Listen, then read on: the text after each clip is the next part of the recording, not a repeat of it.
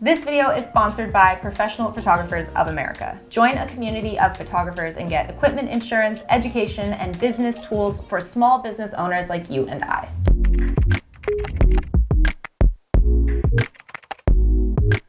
We are here in New York City in a studio that I booked literally late last night because we're here with my friend Anita. We have hung out together so many times, we've talked so many times online, and today is the first time we actually get to shoot together. And I'm so excited to share 5 creative posing ideas with you guys because this is honestly like the posing queen. Do you want to tell everybody a bit about what you do? I am a swimwear and fashion photographer based in New York, and I've been doing this for a bit over 14 years. And we're really putting her to the test today because she'll be posing me and I'll be posing her because we didn't have time to book a model. So I am not a model and neither is she. That's why you guys are getting a real authentic experience and you'll see everything it takes to actually put your model into position and create that beautiful creative pose. So let's do it.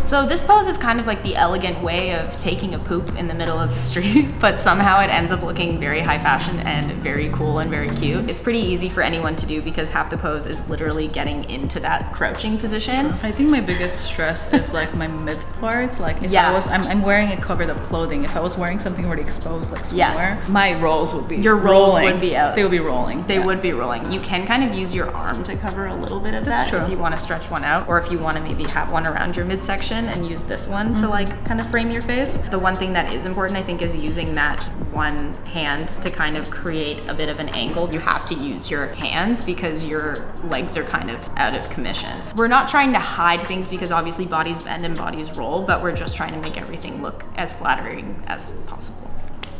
Well, for this pose, you're actually gonna crouch anyways. Crouch down, kind of lean on your hand, or even if you want to curl into both of your hands like this. And then you can lean into it if you want to put both together. Okay, cool. That was it.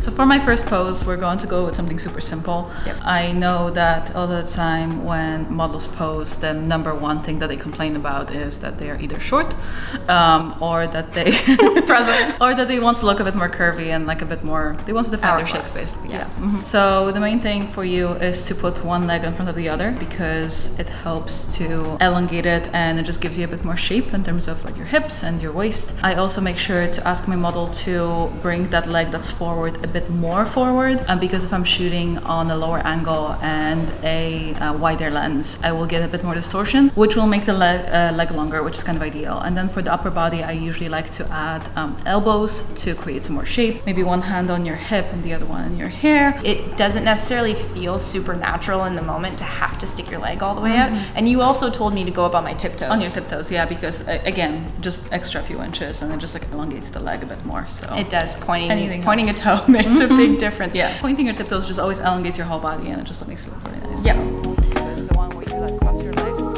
put it in front of you, and then usually, so that's the corner so your entire body is exactly. If you can, ideally, I would love for you to stand on your tiptoes as well, on the back foot, and then what you can also do with the other hand is either have it, I don't know if you have a back pocket or even like play with your hair. It's so fun. Yeah, I like this. It's cool.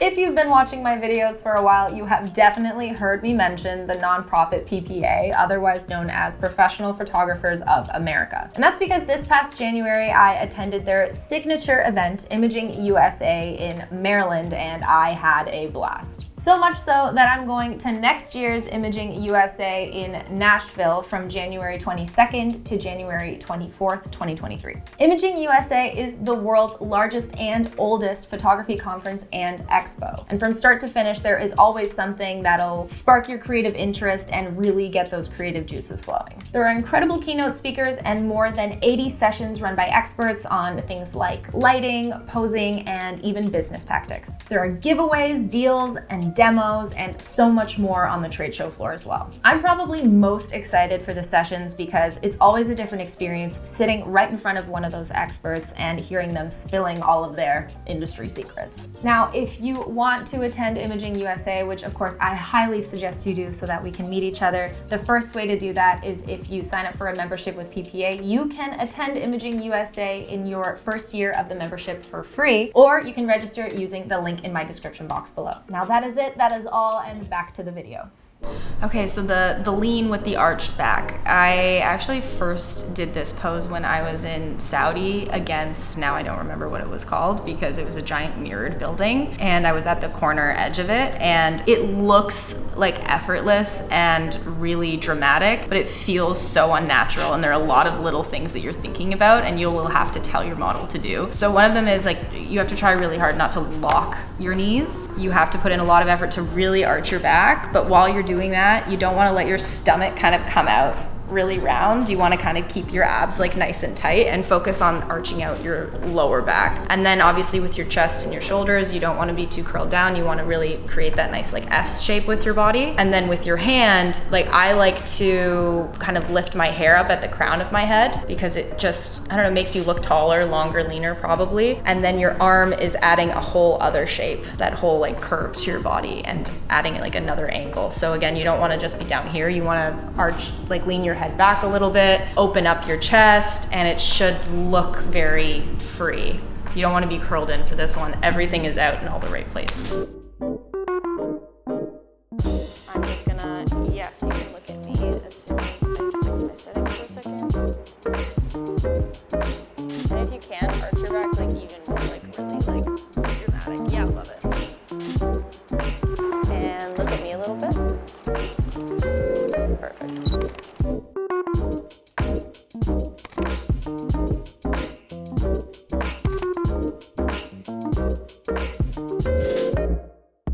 So this one is probably one of my favorite sitting poses, and it's really helpful. I used to do it a lot when I was doing swimwear at the beach because a lot of the time you don't have stools at the beach. You don't have anything you can like sit against or like, you know, rest your back against. So you kind of have to work with what you have, and a lot of the time I will get my model to sit on the ground, to have her legs one underneath the other first. So the first one goes underneath and then the other one goes on top, and then I ask my model to flare her knee out a tiny bit. Not too much. You don't have to go super extreme, but I find when you flare it out a tiny bit, it kind of breaks the straight line that your leg would make otherwise, because if you think about it, if you have a straight line like this, your leg is going to look super short, so flaring it out kind of shows the side of the leg basically. And then for the back of the body, I either get my model to sit back with both arms flared out because I want to make sure that I see both of these arms, or you want to have one arm slightly bit to the side and then maybe the other one with the hair again, or maybe at the hip. It's a nice idea to open them up and create like some shape and definition, because like the legs are kind of really wide and then your waist looks a little narrower and your arms are spread out again. So again, you're still getting that kind of like hourglass shape. Yeah, for sure. And then bring it a bit closer to you, kind of behind the other leg. It's really nice to open the knee a little bit. Oh, yeah, perfect.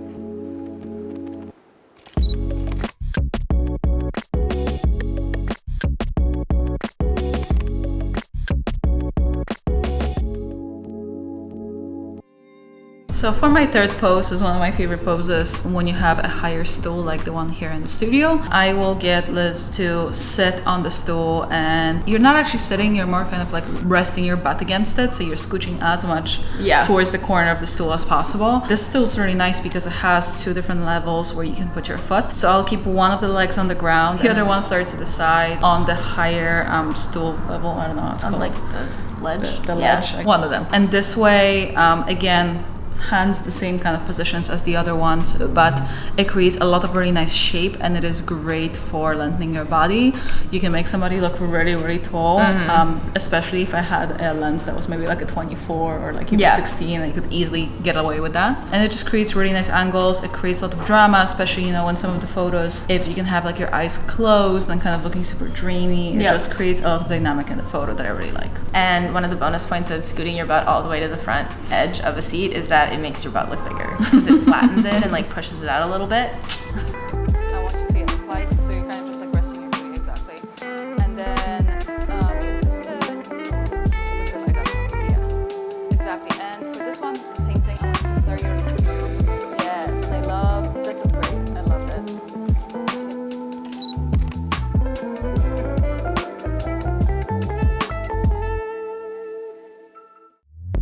Thank you guys so much for watching this video. If you liked it, please give it a like down below, subscribe if you're not already, and hit that notification bell to get notified for all future videos. Make sure you guys go check out Anita's channel. She has some amazing behind the scenes videos of her shoots, and make sure to follow her on Instagram as well. Her stuff is amazing. And check out our video that we're doing in collaboration with my channel. Exactly. Bye. Bye.